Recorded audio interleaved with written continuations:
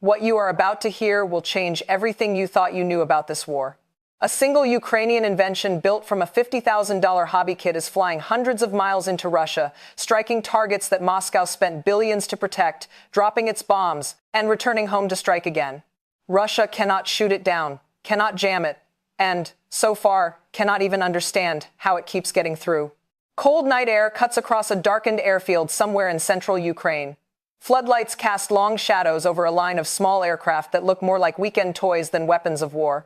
Mechanics in heavy coats move quietly between the machines, checking fuel lines by torchlight.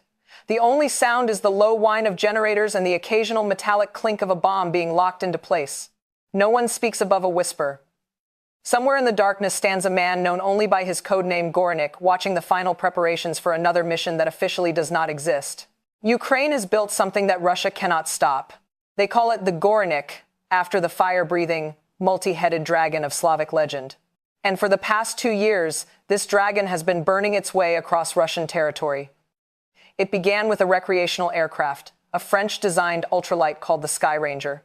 18 feet long, 31-foot wingspan, originally sold as a build-it-yourself kit for amateur pilots. In the hands of Ukrainian engineers, that same airframe has become a fully autonomous strategic bomber capable of carrying more than 1,000 pounds of high-explosive ordnance deep behind enemy lines and then flying home. This is not a kamikaze drone. This is not a one-way missile. This aircraft takes off without a pilot, navigates hundreds of miles through contested airspace, releases its payload with pinpoint accuracy, and lands safely back at base to be refueled, reloaded, and sent out again. Each round trip costs Ukraine a few $1,000s in fuel and munitions. Each successful strike costs Russia tens of millions, sometimes billions, to repair. The man who made it possible is known only as Gorynych. Before the full-scale invasion, he was a successful businessman running a multi-million-dollar company. When the coronavirus disease 2019 pandemic shut his operations down in the year 2020, he decided to learn to fly. He earned his pilot's license, became obsessed with aviation, and built his own small planes for fun. Then, on the 24th of February 2022, everything changed. Russia invaded. Gorynych volunteered the same day. He had no military experience, but he had connections in government, and those connections opened a door that very few civilians ever walk through. He was accepted into Ukraine's Special Operations Forces and sent on sabotage missions into occupied territory. He took his former flight instructor, a man named Maxim, who had been training pilots since 2017 with him. Working with small commercial drones in the Dnipropetrovsk region, the two men saw what was possible. Gorynich's business mind and newly acquired aviation knowledge collided. He realized that the concept of cheap, expendable drones could be scaled dramatically upward. Instead of quadcopters dropping hand grenades, he pictured a proper bomber: slow, low cost, long range, and reusable.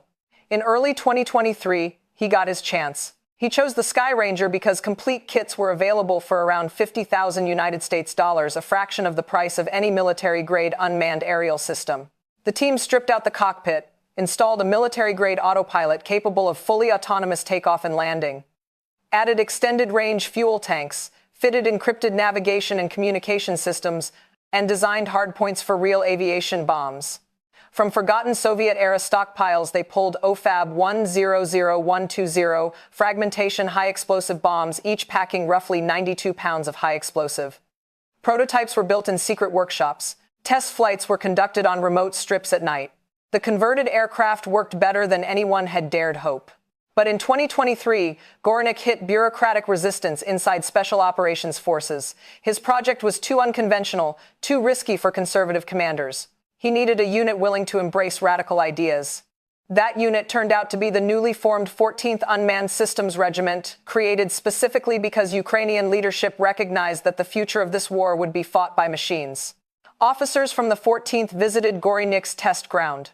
They watched a pilotless Sky Ranger take off, climb, circle, drop a live OFAB 100120 onto a target with pinpoint precision, and return to land on a grass strip in total darkness.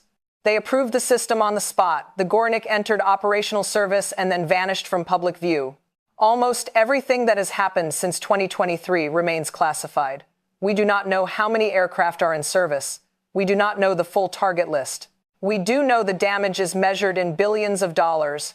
The first hard evidence surfaced in April 2024 when Russian Telegram channels posted photographs of a crashed ultralight lying upside down in a field hundreds of kilometers inside Russia.